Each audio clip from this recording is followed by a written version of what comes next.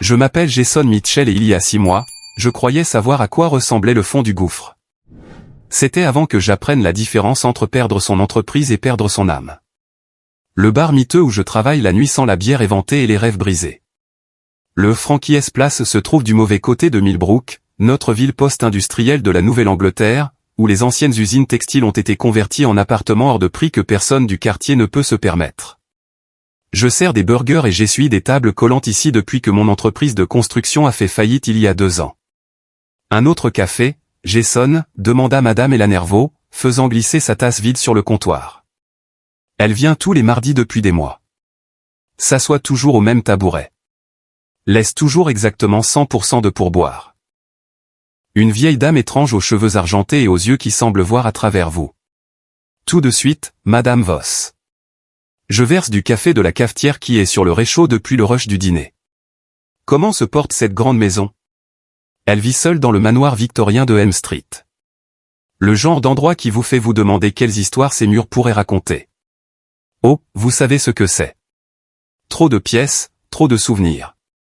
Elle étudie mon visage avec ses yeux perçants. Vous me rappelez quelqu'un que j'ai connu.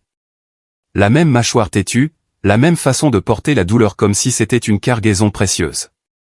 Je force un rire. La douleur, c'est à peu près tout ce que je peux me permettre ces jours-ci. C'est alors que mon téléphone vibre. Un texto de Laura.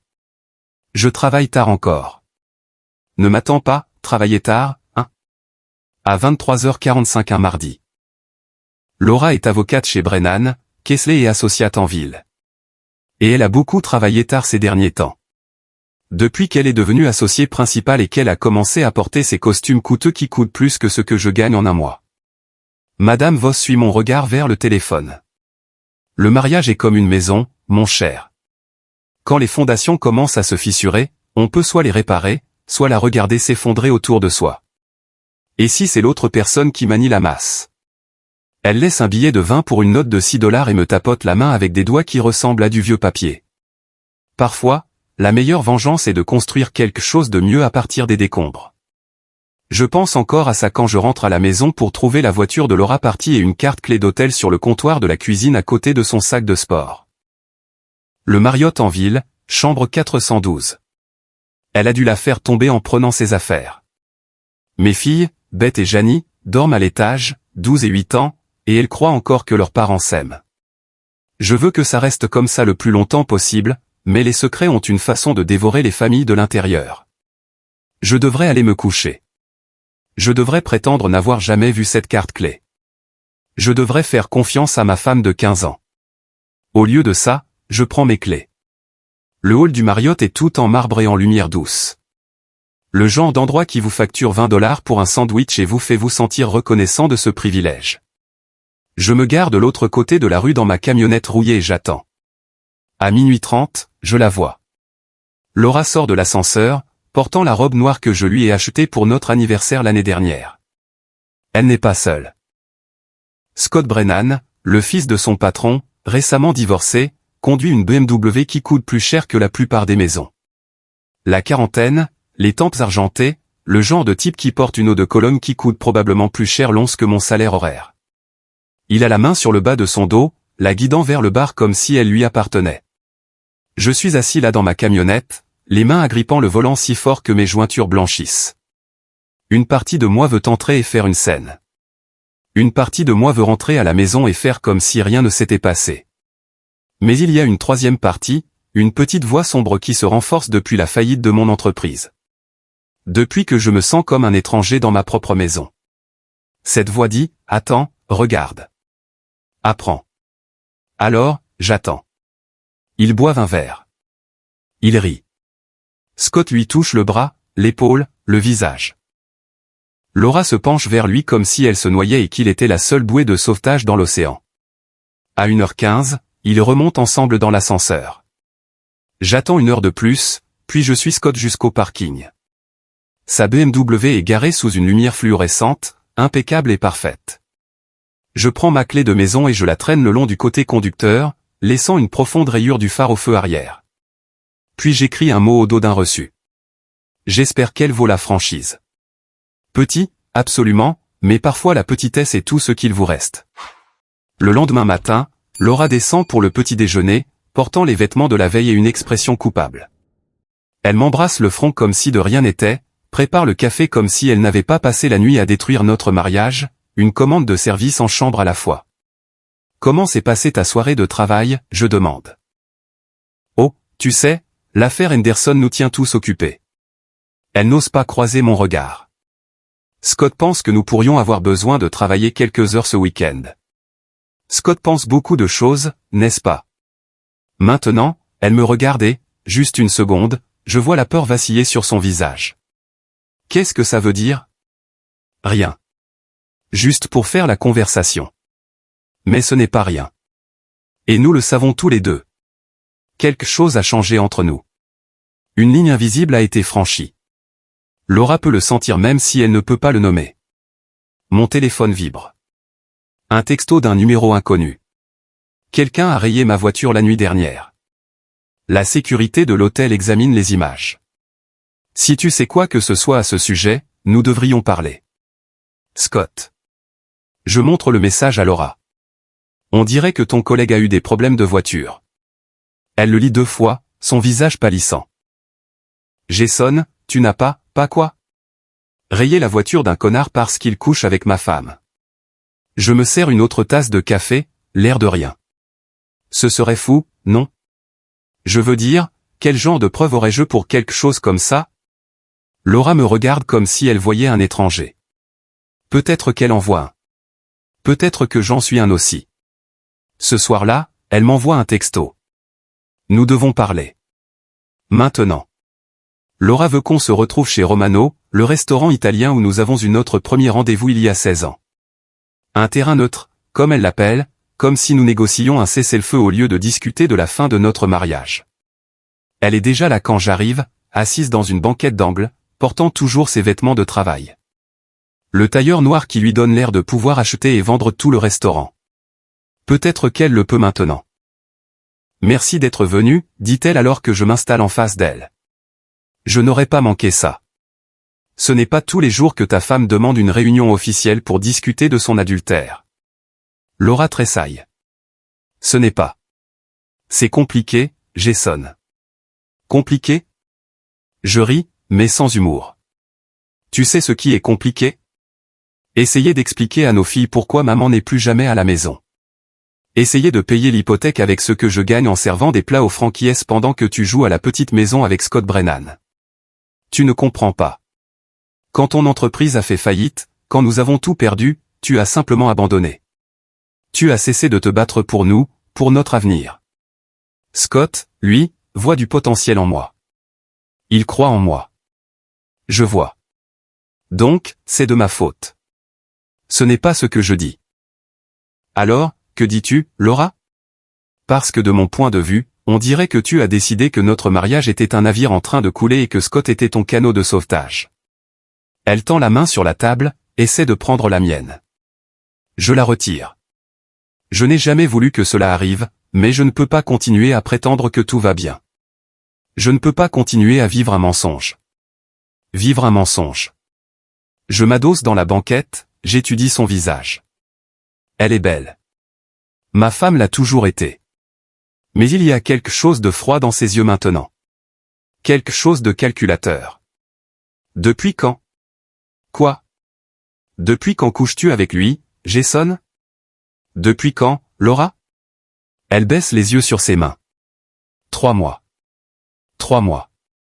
Pendant que je faisais des doubles services pour garder notre maison, pendant que j'aidais Janie avec ses devoirs et que j'emmenais Beth à l'entraînement de foot. Pendant que j'essayais de maintenir notre famille ensemble avec du ruban adhésif et de la détermination. Je veux le divorce, dit-elle doucement. Je m'en doutais. Et les filles? Garde partagée, bien sûr. Mais je pense qu'il serait préférable que tu déménages, juste temporairement, jusqu'à ce qu'on puisse régler les détails. Mieux pour qui? Pour tout le monde. Les filles posent déjà des questions. Ce serait moins déroutant si papa disparaissait pour que toi et Scott puissiez jouer à la famille heureuse. Ce n'est pas comme ça. Mais c'est comme ça, et nous le savons tous les deux. Laura a fait son choix. Elle a choisi l'homme avec de l'argent et des perspectives plutôt que l'homme qui la faisait rire aux larmes autrefois. Elle a choisi l'avenir plutôt que le passé. J'aurai besoin de temps pour trouver un endroit, dis-je. Bien sûr. Prends tout le temps dont tu as besoin. Tout le temps dont j'ai besoin. Quelle générosité. Quelle magnanimité de sa part de me donner du temps pour emballer les débris de ma vie et les déménager ailleurs. Cette nuit-là, je dors dans la chambre d'amis. Laura ne rentre qu'après minuit, et quand elle le fait, elle sent l'eau de Cologne de Scott. Le matin, je commence à chercher un appartement que je peux me permettre avec un salaire de barman. J'en trouve un d'une chambre au-dessus de la quincaillerie de Mill Street. Le genre d'endroit où le chauffage ne fonctionne pas et où les voisins mettent de la musique jusqu'à 3 heures du matin, mais c'est à moi. Ou du moins, ce le sera une fois que j'aurai réuni le premier mois de loyer et une caution. Madame Voss vient au Franquies ce mardi comme toujours, commande son café noir, laisse son pourboire de 100%. Mais ce soir, elle semble différente, plus fragile en quelque sorte. « Vous avez l'air fatigué, mon cher, dit-elle. Ma femme veut divorcer. Je déménage ce week-end. Je suis désolé d'entendre ça. Les fins ne sont jamais faciles, même quand elles sont nécessaires. » Elle remue son café pensivement. « Vous savez, j'ai été marié une fois, il y a longtemps. C'était un homme bon, mon Harold. Il travaillait dans la construction, tout comme vous. Qu'est-ce qui lui est arrivé? Le cancer. Ça l'a emporté rapidement, ce qui était une bénédiction, je suppose. » Elle lève les yeux vers moi avec ses yeux perçants. « Mais avant Harold, il y avait quelqu'un d'autre. Quelqu'un que j'aimais de tout mon cœur. Sa famille ne m'approuvait pas, pensait que je n'étais pas assez bien pour leur fils. Ils nous ont séparés, l'ont envoyé au loin. Il a épousé quelqu'un d'autre, a eu des enfants. J'ai entendu dire qu'il est mort il y a quelques années. Je suis désolé. Ne le soyez pas. C'est la vie, n'est-ce pas? On fait nos choix et ensuite on vit avec. » Elle finit son café et se lève pour partir. Parfois, les gens qui nous blessent le plus sont ceux qui finissent par le regretter le plus. Ce week-end-là, j'emménage dans mon nouvel appartement. Beth et Janie m'aident à porter les cartons, leur visage solennel et confus. Elles ne comprennent pas pourquoi papa doit vivre ailleurs maintenant. Pourquoi maman pleure quand elle pense que personne ne regarde. Est-ce à cause de nous? Demande Beth alors que nous installons ma nouvelle chambre. Non, ma chérie. C'est parce que les adultes font parfois des erreurs, et parfois ces erreurs ont des conséquences. Est-ce que toi et maman allez divorcer? Je pourrais mentir. Je pourrais lui dire que tout ira bien, que ce n'est que temporaire. Mais Beth a 12 ans, assez grande pour voir à travers les mensonges réconfortants. Oui, probablement. Elle hoche la tête comme si elle s'attendait à cette réponse. Seras-tu toujours notre papa? Toujours. Peu importe ce qui se passe entre ta mère et moi, toi et Janie seraient toujours la meilleure chose que j'ai jamais faite. Cette nuit-là, seul dans mon nouvel appartement, je suis assis sur mon canapé d'occasion et je bois une bière qui a le goût de l'échec. À travers les murs fins, j'entends mes voisins se disputer à propos d'argent, de qui a oublié de payer la facture d'électricité, de toutes les petites trahisons qui s'additionnent pour former une vie. Mon téléphone vibre. Un texto de Laura. Les filles demandent quand tu rentres. Qu'est-ce que je dois leur dire? Je commence à taper une douzaine de réponses différentes, les efface toutes. Finalement, je me décide pour « dis-leur la vérité ». Mais quelle est la vérité? Que leur mère est tombée amoureuse de quelqu'un d'autre? Que leur père n'était pas assez homme pour maintenir sa famille unie? Que parfois l'amour ne suffit pas, que parfois les gens changent, que parfois le conte de fées se termine avec chacun qui part de son côté. La vérité, c'est que je ne sais plus quelle est la vérité. 3 semaines dans ma nouvelle vie de père à temps partiel et d'échec à plein temps, Laura et Scott font leur première apparition publique à la foire scientifique de l'école de Beth. Ils entrent ensemble, la main de Scott sur le dos de Laura. Tous deux sourient comme s'ils posaient pour un magazine sur les couples à succès. Je suis près de la table des rafraîchissements, servant du punch et essayant de me fondre dans le décor quand ils font leur entrée. Toutes les conversations dans la pièce s'arrêtent. Tous les yeux se tournent vers eux. Laura Mitchell, récemment séparée, avec son nouveau petit ami. Le moulin à ragots de l'école primaire de Millbrook passe à la vitesse supérieure. Jason. Scott s'approche de moi, la main tendue comme si nous étions de vieux amis se retrouvant à une réunion. Ravi de te voir. Je regarde sa main, puis son visage. Il a ce sourire étudié, celui qui conclut probablement des contrats d'1 million de dollars et charme les jurys. Mais il y a quelque chose de nerveux dans ses yeux. Quelque chose qui me dit qu'il se souvient de la voiture rayée. Se souvient de mon message.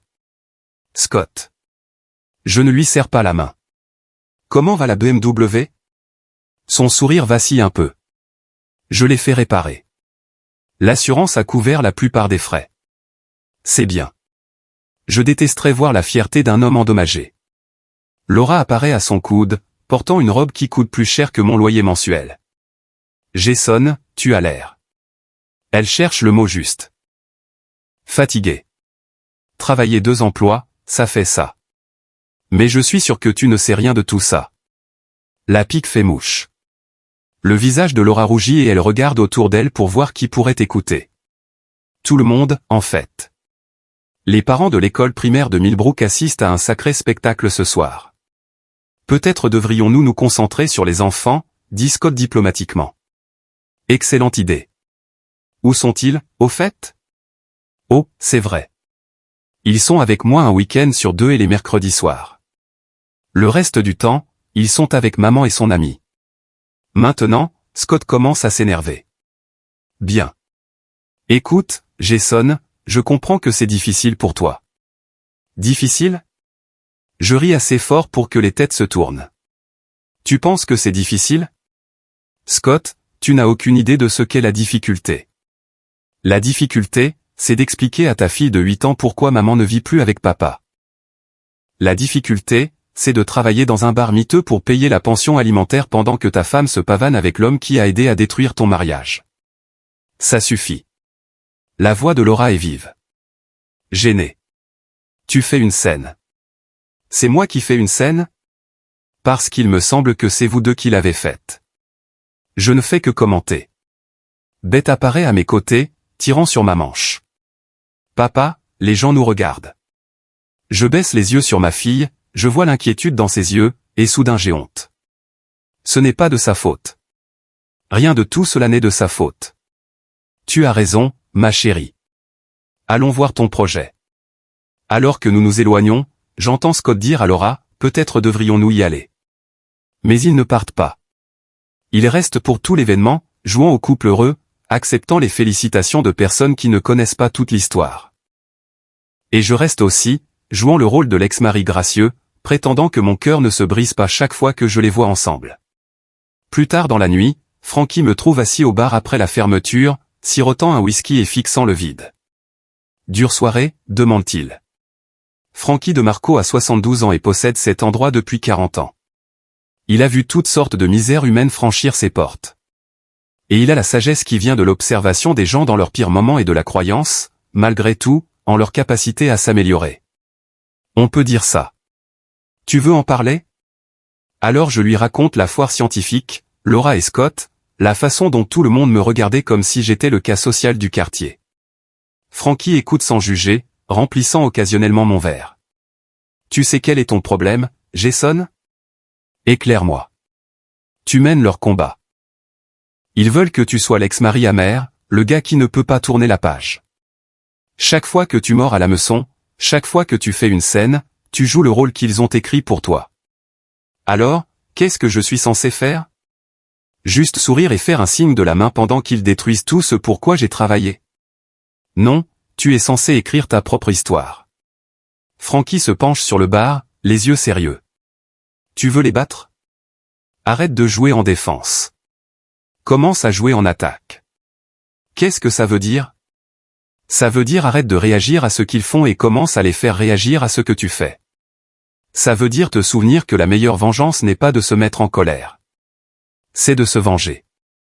Je pense à ça en rentrant chez moi dans les rues vides de Millbrook. Les anciennes usines se dressent contre le ciel nocturne comme des géants endormis.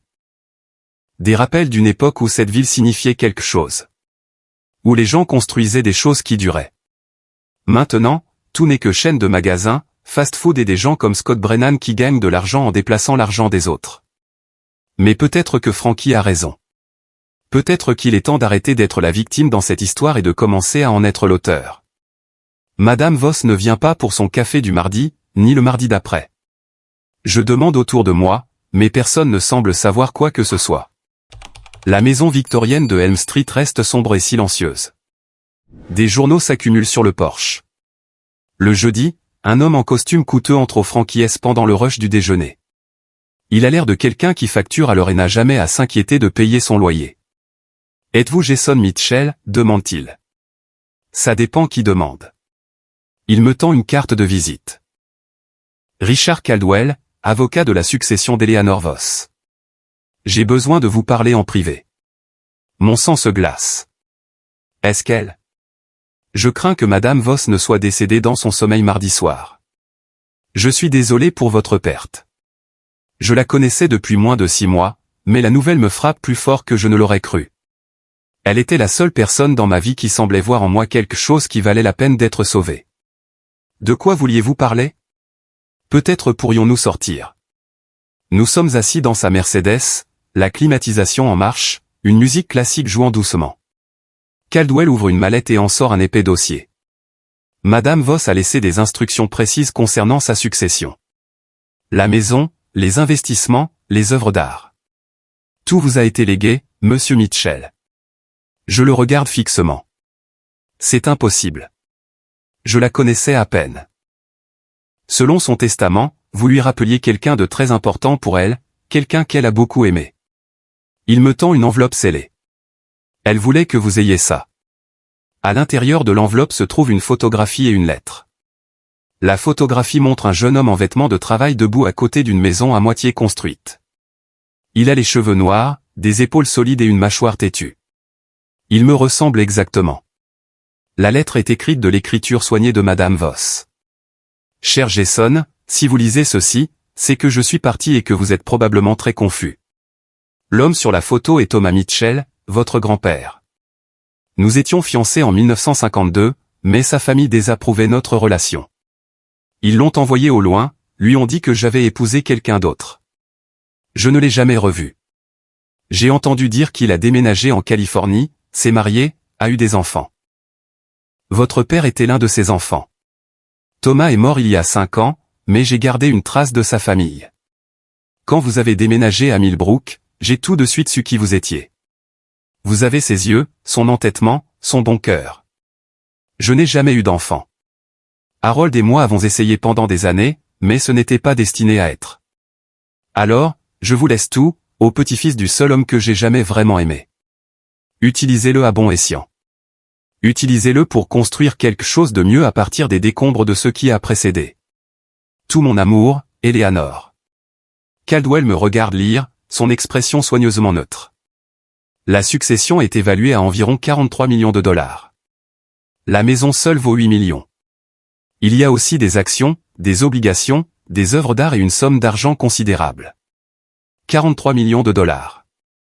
Je gagne 18 000 dollars par an en servant des burgers et en nettoyant des tables. C'est plus d'argent que je ne pourrais en dépenser en 10 vies. Il doit y avoir une erreur. Aucune erreur. Madame Voss était très précise. Elle a également laissé des instructions pour le transfert des fonds. Tout devrait être à votre disposition dans les 30 jours. Je suis assis là dans sa Mercedes, tenant la photographie de mon grand-père, essayant de comprendre ce que cela signifie.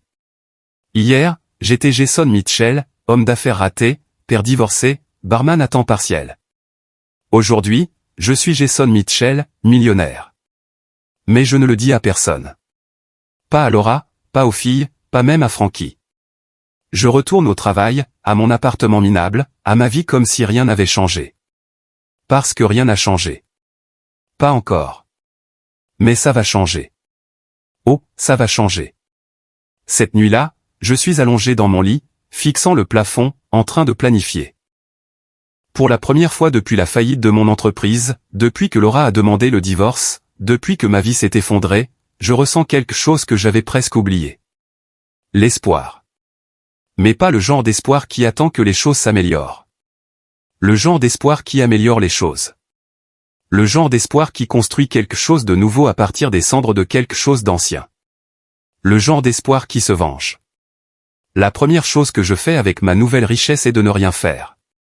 Pendant 2 semaines, je continue de travailler chez Frankie, de vivre dans mon appartement minable, de jouer le rôle de l'ex-mari malchanceux. Mais maintenant, je regarde Laura et Scott différemment. Maintenant, je prends des notes. La routine de Laura est prévisible.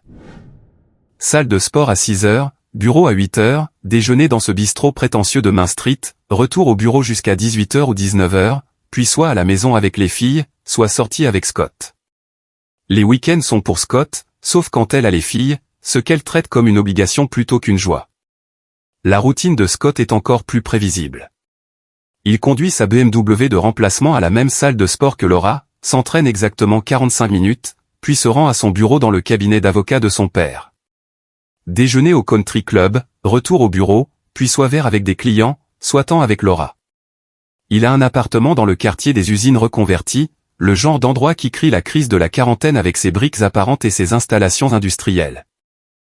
Je commence à les suivre, pas exactement à les harceler, juste à observer, à apprendre leurs habitudes, leurs faiblesses, leurs points de pression. Et je découvre quelque chose d'intéressant. Ils ne sont pas aussi heureux qu'ils le prétendent. Je suis assis dans ma camionnette devant la salle de sport un matin quand je les vois se disputer. Laura sort en trombe. Scott la suit, lui attrape le bras. Elle le secoue, monte dans sa voiture, s'en va. Scott reste là, dans le parking, avec l'air d'un homme qui vient de réaliser que son trophée pourrait être plus de problèmes qu'il n'en vaut la peine. Cet après-midi-là, je fais mon premier pas. J'entre chez Brennan, Kessler et Associates, portant ma meilleure chemise et ma seule cravate. La réceptionniste, une jeune femme aux yeux blasés et aux ongles parfaits, lève à peine les yeux. Je suis ici pour voir Scott Brennan, je lui dis. Avez-vous un rendez-vous? Dites-lui que Jason Mitchell est là. Il me verra. 5 minutes plus tard, Scott apparaît dans le hall. Il porte un costume à $1000 et une expression nerveuse. Jason, c'est inattendu. J'étais dans le quartier. Je pensais qu'on devrait parler. Il me conduit à son bureau, qui est tout en acajou et en cuir, avec des fenêtres qui donnent sur la ville. Le genre de bureau qui dit « Je suis important » dans une douzaine de langues différentes. « Que puis-je faire pour vous ?» demande-t-il, s'installant derrière son bureau. « Tu peux arrêter de coucher avec ma femme. » Le visage de Scott devient rouge. Ex-femme. Et ce que Laura et moi faisons ne te regarde pas, en fait, ça me regarde. Tu vois, Laura et moi ne sommes pas encore divorcés. Nous sommes séparés, ce qui signifie qu'elle est toujours ma femme, légalement parlant, et que tu es toujours le gars qui la baisse depuis 4 mois. Je ne sais pas ce que tu veux que je dise. Je ne veux pas que tu dises quoi que ce soit. Je veux que tu écoutes. Je me penche en avant sur ma chaise. Je sais pour les chambres d'hôtel. Je sais pour les week-ends. Je sais pour la carte de crédit que tu lui as donnée. Celle qu'elle utilise pour acheter des vêtements, des bijoux et toutes les autres choses qui la font se sentir spéciale. Le visage de Scott est passé du rouge au pâle. Comment sais-tu ça? Parce que je fais attention, Scott. Parce que pendant que vous jouiez à la petite maison, je regardais, j'apprenais, je prenais des notes. Qu'est-ce que tu veux? Pour l'instant, rien. Mais ça pourrait changer. Tu vois, je ne suis plus le même gars qu'il y a 6 mois. Oh, je ne suis plus l'entrepreneur fauché qui était reconnaissant des miettes qui tombaient de ta table.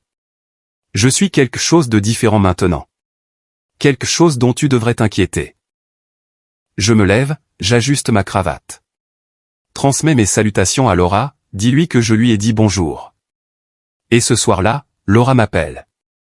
Elle est en colère, ce qui est exactement ce que je voulais. Qu'est-ce que tu as dit à Scott, bon sang? On a juste eu une conversation amicale. Pourquoi? Il a dit que tu l'avais menacé. C'est vrai? Je ne me souviens pas avoir menacé qui que ce soit. J'ai juste expliqué comment les choses allaient se passer à partir de maintenant. Jason, peu importe ce que tu penses faire. Je ne pense rien, Laura. Je fais. Il y a une différence. Elle me raccroche au nez. 20 minutes plus tard, elle rappelle. Je veux te voir ce soir. Je travaille. Après le travail, alors. Ça ne peut pas attendre. Nous nous retrouvons sur le parking derrière Frankie S. La voiture de Laura est une nouvelle Lexus, probablement un cadeau de Scott. Elle sort, vêtue d'un jean et d'un pull, les cheveux attachés, sans maquillage. Elle a l'air plus jeune comme ça, plus comme la femme que j'ai épousée. Tu dois arrêter ça, dit-elle. Arrêter quoi? Quel que soit le jeu auquel tu joues. Scott parle d'obtenir une ordonnance restrictive. Pour quel motif? Je ne l'ai pas menacé. Je ne l'ai pas touché. J'ai juste eu une conversation. Tu lui fais peur. Bien. Peut-être qu'il devrait avoir peur. Peut-être que tu devrais aussi. Laura me regarde comme si elle voyait un étranger. Qu'est-ce qui t'est arrivé? Tu m'es arrivé. Toi et Scott. Et tout ce foutu bordel que vous avez créé. Tu veux savoir ce qui m'est arrivé? Je me suis réveillé. J'ai réalisé qu'être le gentil, être l'ex-mari compréhensif, être l'homme meilleur, rien de tout ça n'a d'importance. La seule chose qui compte, c'est de gagner. Ce n'est pas un jeu, Jason. C'est notre vie, la vie des filles. Tu aurais dû y penser avant de commencer à baiser le fils de ton patron. Elle me gifle violemment. Le son résonne sur les murs de briques de la ruelle. Je touche ma joue. Je souris. Tu te sens mieux? Je te déteste. Non, tu ne me détestes pas. Tu te détestes toi-même. Tu détestes ce que tu es devenu. Tu détestes avoir jeté 15 ans de mariage pour un gars qui conduit une BMW et porte des costumes chers. Tu détestes qu'au fond de toi, tu saches que tu as fait une erreur. Ce n'est pas vrai. N'est-ce pas? Quand est-ce que Scott t'a fait rire pour la dernière fois? Vraiment rire. Pas ce faux rire social que tu fais dans les fêtes.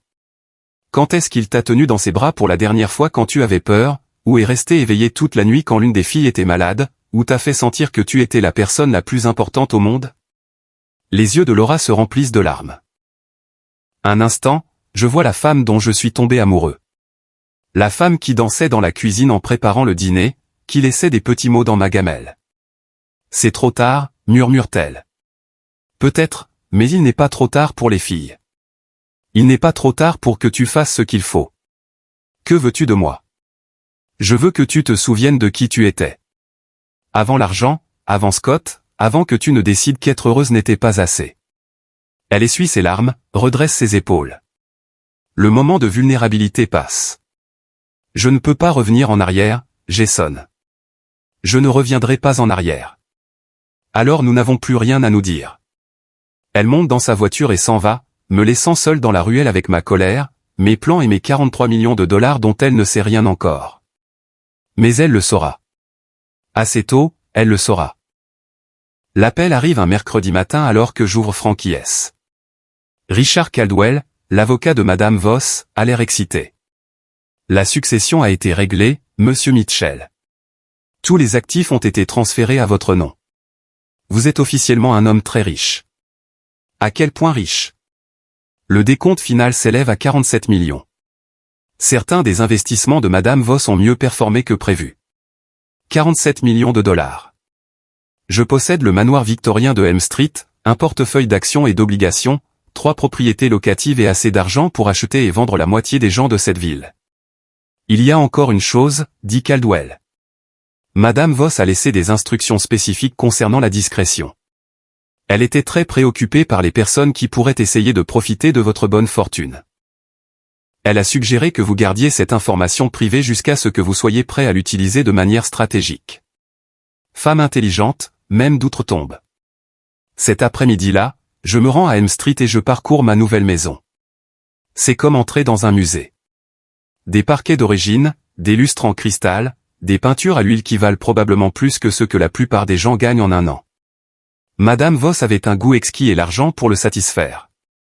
Dans la chambre principale, je trouve un coffre-fort caché derrière un portrait de mon grand-père. À l'intérieur se trouvent d'autres photographies, des lettres et un journal que Madame Voss a tenu pendant 60 ans. J'ai passé des heures à lire sur sa vie, ses regrets, ses rêves. Elle n'a jamais cessé d'aimer Thomas Mitchell. Mon grand-père n'a jamais cessé de se demander ce qui aurait pu être. La dernière entrée est datée d'une semaine avant sa mort. J'ai vu Jason au restaurant ce soir. Il ressemble tellement à Thomas à cet âge, si perdu et en colère. Sa femme le détruit de la même manière que la famille de Thomas nous a détruits. Mais Jason a quelque chose que Thomas n'avait pas. Il a une chance de se battre. J'espère qu'il la saisira. J'espère qu'il leur fera payer ce qu'ils ont fait. Je ferme le journal et je regarde autour de la pièce qui est maintenant la mienne. Madame Voss voulait que j'aie cette chance, ce pouvoir. Elle voulait que je réussisse là où mon grand-père a échoué. Je ne la décevrai pas. Ce soir-là, je travaille chez Frankie S. quand Scott entre. Il est nerveux, regarde sans cesse autour de lui comme s'il s'attendait à une embuscade. Il s'assoit au bout du bar, commande un scotch, ne dit rien pendant 10 minutes. Finalement, nous devons parler. Je travaille. Après la fermeture, alors? Je ne crois pas, Scott. Toi et moi n'avons rien à discuter. En fait, si. Il sort son téléphone, me montre une photo. C'est moi, assis dans ma camionnette devant son immeuble. Ça s'appelle du harcèlement, Jason. C'est illégal. Je regarde la photo, puis Scott. Est-ce que c'est ta camionnette? Quoi? La camionnette sur la photo. Est-ce la tienne? Non, c'est. Alors comment sais-tu que c'est moi? Ça pourrait être n'importe qui assis dans cette camionnette. Ça pourrait être un détective privé. Ça pourrait être quelqu'un à qui tu dois de l'argent. Ça pourrait être quelqu'un dont tu baises la femme. Le visage de Scott devient rouge. Je t'avertis. Tu m'avertis? Je ris. Scott, tu n'as aucune idée à qui tu as affaire. Tu penses que je suis un perdant fauché qui va se laisser faire et te laisser voler ma famille? Tu penses que je vais juste disparaître pour que toi et Laura puissiez vivre heureux pour toujours? Ce que je pense, c'est que tu es un homme triste et amer qui ne peut pas accepter que son mariage soit terminé. Je me sers un verre, je prends mon temps. Tu sais ce qui est drôle, Scott? Tu penses que tu as gagné. Tu penses que tu as eu le gros lot. Mais Laura n'est pas un prix. C'est une femme qui a jeté 15 ans de mariage parce qu'elle s'ennuyait. Qu'est-ce qui te fait croire qu'elle ne te fera pas la même chose? Parce que je peux lui donner des choses que tu ne pourrais jamais lui donner. Comme quoi? De l'argent? Un statut? Une BMW? Je secoue la tête. Tu ne lui donnes rien, Scott. Tu l'achètes. Il y a une différence. Au moins, je peux me permettre de l'acheter. Que peux-tu offrir? Une vie à servir des plats et à vivre de chèque en chèque. Tu serais surpris de ce que je peux offrir. Quelque chose dans mon ton le fait s'arrêter. Qu'est-ce que ça veut dire? Ça veut dire que les choses changent, Scott. Les gens changent, les circonstances changent. Le gars avec qui tu penses avoir affaire, il n'existe plus. Scott finit son verre, jette un billet de 20 sur le bar. Reste loin de moi, Jason. Reste loin de Laura, et reste loin de mon immeuble. Ou quoi? Où tu découvriras ce qui arrive quand on s'en prend à des gens qui ont un vrai pouvoir. Après son départ, Frankie s'approche, commence à essuyer des verres. Un de tes amis? Demande-t-il. Quelque chose comme ça. Il a l'air nerveux. Il devrait. Le lendemain matin, je passe un coup de fil à une détective privée nommée Maria Santos. Elle est chère, discrète et très douée dans son travail. Je l'engage pour enquêter sur la vie de Scott Brennan, ses finances, son histoire. Si je veux le détruire, je dois tout savoir. 3 jours plus tard, elle rappelle. Votre garçon, Scott, a des secrets intéressants, dit-elle. Vous voulez qu'on se voie? Nous nous retrouvons dans un café du centre-ville. Maria fait glisser un épais dossier sur la table. Scott Brennan, 46 ans, divorcé, un enfant qu'il ne voit jamais. Il a un problème de jeu, doit de l'argent à des gens très désagréables. Il détourne de l'argent des comptes de clients pour couvrir ses dettes. Son père ne le sait pas, mais ce n'est qu'une question de temps. Combien d'argent? Environ 200 000 jusqu'à présent. Il est doué pour brouiller les pistes, mais pas si doué que ça. Je parcours le dossier. Des relevés bancaires, des reçus de casino, des photographies de Scott rencontrant des hommes qui ont l'air de briser des rotules pour gagner leur vie. Il y a plus, dit Maria. Il a été marié 3 fois. La première femme a divorcé pour infidélité. La deuxième pour jeu. La troisième pour les deux. Et Laura? Sait-elle quelque chose de tout ça? J'en doute. Il a été très prudent pour garder ses problèmes séparés de sa relation avec elle. Je ferme le dossier. Je réfléchis à ce que cela signifie. Scott Brennan n'est pas l'homme prospère et stable que Laura pense avoir. C'est un menteur, un voleur et un accro au jeu qui est à un mauvais pari de tout perdre.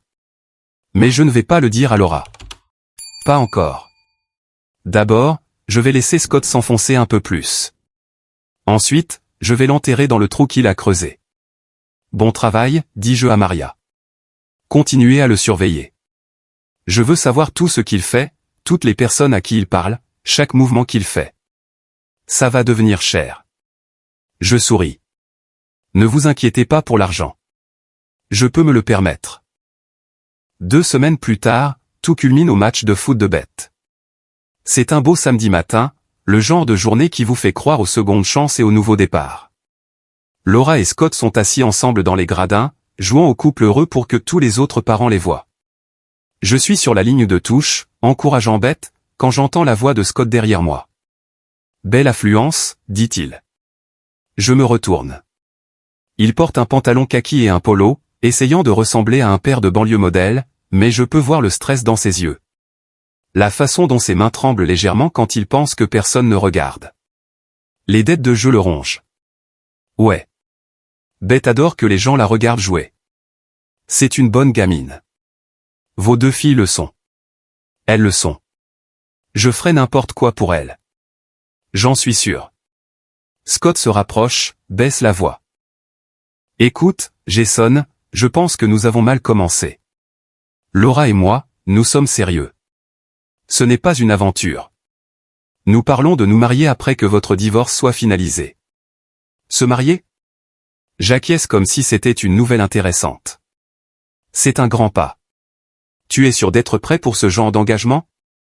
Je veux dire, vu ton passé? Le visage de Scott se durcit. Qu'est-ce que ça veut dire? Rien. Juste que le mariage est une grande responsabilité. Une responsabilité financière. Tu es sûr de pouvoir gérer ça? Je me débrouille très bien financièrement. Vraiment? Parce que d'après ce que j'entends, tu as des passe-temps assez coûteux. Maintenant, Scott a l'air inquiet. Je ne sais pas ce que tu penses savoir. Je sais que tu dois 40 000 $ à Vincent Torino. Je sais que tu as détourné de l'argent des comptes de clients pour payer tes dettes de jeu. Je sais que ton père te renierait s'il découvrait ce que tu as fait. Scott pâlit. Tu bluffes. C'est vrai? Tu veux le savoir? Je sors mon téléphone, je lui montre une photo de lui sortant du casino du centre-ville. Ça a été pris mardi soir dernier. Tu as perdu 8 000 $ au blackjack. De l'argent que tu n'as pas, comment as-tu eu cette information? Je te l'ai dit, Scott.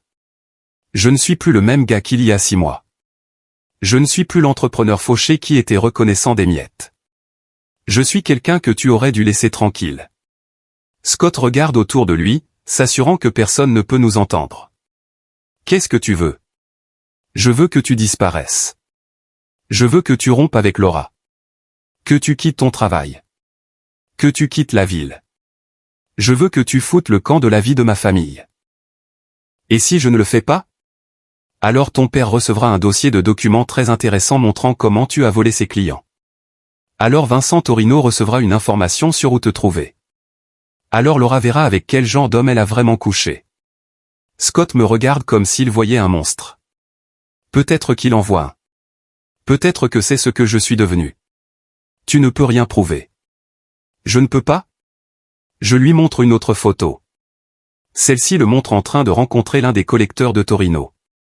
Relevé bancaire, surveillance de casino, déposition de témoins. J'ai tout, Scott. Tout. C'est du chantage. Non, ce sont les conséquences. Tu as fait tes choix. Maintenant, tu dois vivre avec. Le match se termine. L'équipe de Beth gagne et elle court me serrer dans ses bras. Laura et Scott s'approchent. Laura souriante, Scott ayant l'air sur le point de vomir. Super match, ma chérie, dit Laura en serrant Beth dans ses bras. Nous sommes tous si fiers de toi. Merci, maman. Beth lève les yeux vers Scott. Tu as vu mon but? Oui. C'était incroyable. La voix de Scott semble tendue, mais il parvient à sourire. On devrait fêter ça, dit Laura. Et si on déjeunait chez Romano? En fait, dit Scott, je dois y aller. Des trucs de travail. Laura a l'air déçue. Un samedi? Grosse affaire, tu comprends? Il lui embrasse la joue, me fait un signe de tête, s'en va. Je le regarde partir, sachant que c'est probablement la dernière fois que je le verrai avec ma famille. Ce soir-là, Laura m'appelle. Quelque chose ne va pas avec Scott, dit-elle. Il est bizarre toute la semaine. Distant, inquiet pour quelque chose. Peut-être qu'il a des doutes. À propos de quoi? De nous? Du divorce? D'avoir brisé une famille? Ce n'est pas ça. C'est autre chose.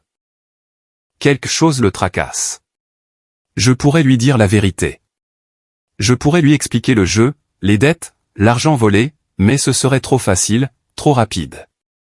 Je veux que Scott souffre comme j'ai souffert. Je veux qu'il se tortille. Je suis sûr que ce n'est rien, je lui dis. Scott est un grand garçon. Il peut prendre soin de lui. Mais Scott ne peut pas prendre soin de lui. Au cours des jours suivants, je le vois s'effondrer. Il arrête d'aller à la salle de sport. Il commence à boire au déjeuner. Il s'emporte contre ses collègues, manque des rendez-vous, fait des erreurs. Laura le remarque. Elle commence à poser des questions, à chercher des réponses. Scott devient défensif, puis en colère, puis désespéré. Le jeudi soir, il m'appelle. Il faut qu'on se voie, dit-il. Non, pas besoin. S'il te plaît, je t'en supplie. On se retrouve dans un bar de l'autre côté de la ville, le genre d'endroit où personne ne connaît votre nom et où personne ne se soucie de vos problèmes. Scott est déjà là quand j'arrive, avec 3 verres d'avance sur moi et l'air d'un déterré. Tu es en train de détruire ma vie, dit-il. Non, Scott, tu as détruit ta propre vie. Je m'assure juste que tout le monde le sache. Qu'est-ce que tu veux? De l'argent? Je peux te payer. Avec quoi? Tu es fauché. Pire que fauché. Tu as des dettes envers des gens qui cassent des jambes pour gagner leur vie. Scott met sa tête dans ses mains. Je n'ai jamais voulu que tout ça arrive. Quelle partie? Voler tes clients, jouer ton avenir, ou baiser ma femme. Je l'aime. Non, tu ne l'aimes pas. Tu aimes ce qu'elle représente. Le succès, la stabilité, une issue au trou que tu as creusé. Mais l'amour, tu ne sais pas ce que c'est. Et toi, si? Je sais ce que ce n'est pas. Ce n'est pas mentir. Ce n'est pas voler.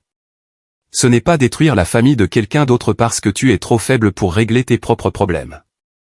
Scott lève les yeux vers moi, ses yeux rouges et désespérés. Et si je pars? Si je romps avec Laura, que je quitte mon travail, que je disparais? Me laisseras-tu tranquille alors? Peut-être. Ça dépend de la conviction de ta performance. Performance? Tu dois faire croire à Laura que c'était son idée. Tu dois lui faire croire qu'elle est mieux sans toi. Peux-tu faire ça? Scott hoche la tête misérablement. Quand? Bientôt. Ce week-end. Et Scott, fais ça bien. Parce que si tu ne le fais pas, si tu essaies de revenir, si tu penses même à la recontacter, je te détruirai complètement. Le lendemain soir, Laura m'appelle en pleurant. Il a rompu avec moi, sanglote-t-elle. Scott a rompu avec moi. Que s'est-il passé? Il a dit qu'il n'était pas prêt pour une relation sérieuse. Il a dit qu'il avait besoin d'espace, besoin de faire le point sur sa vie. Il a dit que je méritais mieux. Je suis désolé. Vraiment? Es-tu vraiment désolé? Ou es-tu content que ton plan ait fonctionné? Quel plan? Ne joue pas l'idiot, Jason. Ça porte ta signature partout. Que as-tu fait? Qu'est-ce que tu lui as dit? Je n'ai rien eu à dire. Scott a montré ses vraies couleurs tout seul. Je ne te crois pas, crois ce que tu veux, Laura, mais pose-toi cette question. Si Scott t'aimait vraiment, s'il voulait vraiment être avec toi, est-ce que quoi que ce soit que j'ai dit ou fait aurait compté? Aurait-il abandonné si facilement? Elle me raccroche au nez, mais je sais qu'elle réfléchit à ce que j'ai dit. Elle se demande si peut-être, juste peut-être, elle a fait une erreur. 3 jours plus tard, Scott Brennan quitte la ville. Il démissionne du cabinet d'avocat de son père, vend son appartement, rembourse les dettes qu'il peut, et disparaît. J'entends dire qu'il a déménagé en Floride, a trouvé un emploi dans un petit cabinet, a commencé à aller aux joueurs anonymes. Laura essaie de l'appeler, mais son numéro a été déconnecté. Elle se rend à son appartement, mais il est vide. Elle va à son bureau, mais on lui dit qu'il est parti. Pas d'adresse de réexpédition. Elle a été abandonnée, et elle le sait. L'homme pour qui elle a jeté son mariage, l'homme qu'elle pensait être son avenir, s'est avéré n'être qu'un lâche qui a fui au premier signe de problème. Maintenant, elle est seule. Pas de mari, pas de petite amie, juste 2 filles confuses et une pile de regrets. Mais je n'en ai pas encore fini avec elle. Loin de là. Scott parti, Laura essaie de reconstruire sa vie. Elle se jette dans le travail, passe plus de temps avec les filles, suggère même que nous essayions une thérapie, mais il est trop tard pour ça. La confiance est rompue. Le mal est fait, et j'ai d'autres projets. Je commence à apporter des changements subtils à ma vie. De meilleurs vêtements, une camionnette plus récente, de petites améliorations qui suggèrent que les choses s'améliorent sans être évidentes. Quand les gens me posent des questions, je leur dis que j'ai eu une promotion chez Frankie, que j'ai pris quelques travaux de bricolage à côté. La vérité est plus compliquée. J'ai discrètement acheté 3 bâtiments dans le centre-ville de Millbrook, dont celui qui abrite le cabinet d'avocat de Laura. J'ai acheté des actions du country club où elle aime déjeuner. Je suis devenu, sans que personne ne le sache, un acteur important de l'économie locale. Mais je dors toujours dans mon appartement minable, je travaille toujours chez Frankie, je joue toujours le rôle de l'ex-mari malchanceux. Parce que la meilleure vengeance n'est pas seulement de gagner, c'est de s'assurer que vos ennemis sachent qu'ils ont perdu. La première fissure dans la façade de Laura apparaît lorsque son cabinet d'avocat commence à avoir des problèmes financiers. Brennan, Kessler et Associates est en difficulté depuis le départ de Scott, et son père pose des questions embarrassantes sur les fonds manquants des clients. Laura, en tant qu'ancienne collègue et actuelle petite amie de Scott, se retrouve sous surveillance. Il me traite comme si j'étais impliqué dans ce que faisait Scott, me dit-elle lors d'une de nos réunions café gênantes, comme si j'étais au courant de ses problèmes. L'étais-tu? Bien sûr que non. Si j'avais su qu'il jouait, qu'il volait de l'argent. Elle s'interrompt, les implications la frappant. Mon Dieu, Jason, et si je l'avais épousé?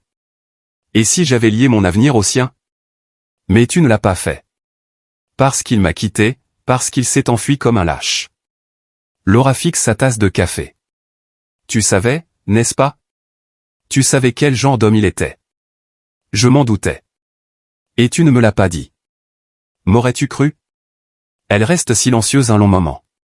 Probablement pas, les gens doivent apprendre certaines leçons à la dure. La deuxième fissure survient lorsque Laura réalise qu'elle ne peut pas se permettre le style de vie que Scott subventionnait. Les dîners coûteux, les vêtements de marque, la nouvelle voiture. Tout cela était payé avec de l'argent que Scott n'avait pas réellement. Maintenant qu'il est parti, Laura est coincée avec des factures de carte de crédit qu'elle ne peut pas payer et un niveau de vie qu'elle ne peut pas maintenir. Elle doit vendre la Lexus, déménager dans un appartement plus petit, commencer à faire ses courses dans des magasins discount au lieu de boutiques. Les femmes des autres avocats, qui l'accueillaient quand elle était avec Scott, n'ont soudainement plus de temps pour ses appels. Je me sens tellement idiote, admet-elle lors d'une autre réunion café. Je pensais que je changeais pour le mieux, tu sais, une vie meilleure, un avenir meilleur, mais tout était faux. Scott était faux. Tout n'était pas faux. Que veux-tu dire? Tu es toujours une bonne avocate. Tu es toujours une bonne mère.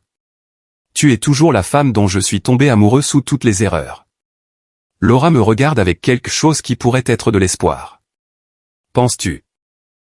Y a-t-il une chance que nous puissions réessayer? Peut-être y aller doucement, voir si nous pouvons reconstruire ce que nous avions. C'est le moment que j'attendais. Le moment où Laura réalise ce qu'elle a perdu. Quand elle veut revenir. Quand elle est prête à supplier pour une autre chance. Je ne pense pas, je lui dis. Pourquoi pas? Parce que tu ne m'as pas seulement trompé, Laura. Tu n'as pas seulement eu une liaison. Tu as fait un choix. Tu as regardé notre vie ensemble, nos 15 ans de mariage, nos 2 belles filles, et tu as décidé que ce n'était pas assez. Tu as décidé que je n'étais pas assez. J'ai fait une erreur. Non, tu as pris une décision. Et les décisions ont des conséquences. Laura se met à pleurer. Pas les jolies larmes délicates d'une femme qui sait qu'elle est belle quand elle pleure, mais les sanglots laids et désespérés de quelqu'un qui a tout perdu et sait que c'est de sa faute. Je suis désolée, murmure-t-elle. Je suis tellement désolée. Je sais que tu le hais. Mais désolé ne répare pas ce qui est cassé. Désolé ne me rend pas les nuits où je suis resté éveillé à me demander ce que j'avais fait de mal. Désolé ne rend pas à nos filles leur famille intacte. Alors maintenant? On abandonne? On avance, séparément. On coparente les filles. On est civilisés l'un envers l'autre et on construit de nouvelles vies. Quel genre de vie puis-je construire? J'ai 40 ans. Je suis fauché. Je suis la risée de cette ville. Tout le monde sait ce que j'ai fait. Ce qui s'est passé avec Scott. Alors peut-être qu'il est temps de quitter la ville. Laura me regarde fixement. Tu veux que je parte? Je veux que tu fasses ce qui te rend heureuse. Mais si rester ici signifie être malheureuse, si ça veut dire que les filles voient leur mère comme un exemple à ne pas suivre, alors peut-être qu'un nouveau départ ailleurs serait mieux pour tout le monde. Cette nuit-là, Laura m'appelle à la maison. J'ai réfléchi à ce que tu as dit, commence-t-elle, à propos de quitter la ville. Et il y a une offre d'emploi à Portland. Droit des sociétés, bon salaire, une chance de recommencer. Je pourrais emmener les filles, les éloigner de tous ces ragots et ce drame. Les filles vivent ici. Leurs amis sont ici. Leur père est ici. Tu pourrais venir en visite, pendant les vacances, les étés, on pourrait s'arranger. Non. Non. Les filles restent ici, Laura, avec moi. Tu veux t'enfuir et recommencer? C'est ton choix. Mais tu n'emmèneras pas mes filles. Ce sont aussi mes filles. Vraiment? Parce que depuis 6 mois, tu les as traitées comme des accessoires. Quelque chose à montrer quand c'est pratique, quelque chose à ignorer quand tu avais mieux à faire. Ce n'est pas juste. N'est-ce pas? Quand est-ce que tu as aidé Janie avec ses devoirs pour la dernière fois? Quand es-tu allé à un des matchs de bête sans Scott pour la dernière fois? Quand est-ce que tu as mis tes filles en premier au lieu de tes propres désirs et besoins? Laura reste silencieuse un long moment. Finalement. Qu'est-ce que tu veux dire? Je veux dire que si tu veux quitter la ville, vas-y. Mais les filles restent avec moi. Garde exclusive. Tu peux venir en visite quand tu veux, appeler quand tu veux, mais leur maison est ici. Je ne peux pas simplement abandonner mes enfants. Tu l'as déjà fait. Je ne fais que le rendre officiel. La bataille pour la garde dure 3 mois. Laura se bat, mais son cœur n'y est pas. Elle sait qu'elle a perdu plus que son mariage. Elle a perdu sa place dans la vie de ses filles, leur respect et leur confiance. Le juge m'accorde la garde exclusive, Laura ayant des droits de visite. Elle prend le poste à Portland, déménage, commence sa nouvelle vie.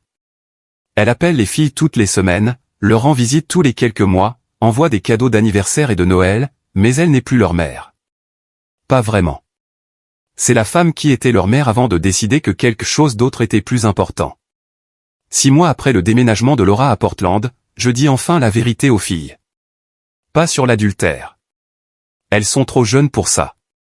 Mais sur notre situation financière.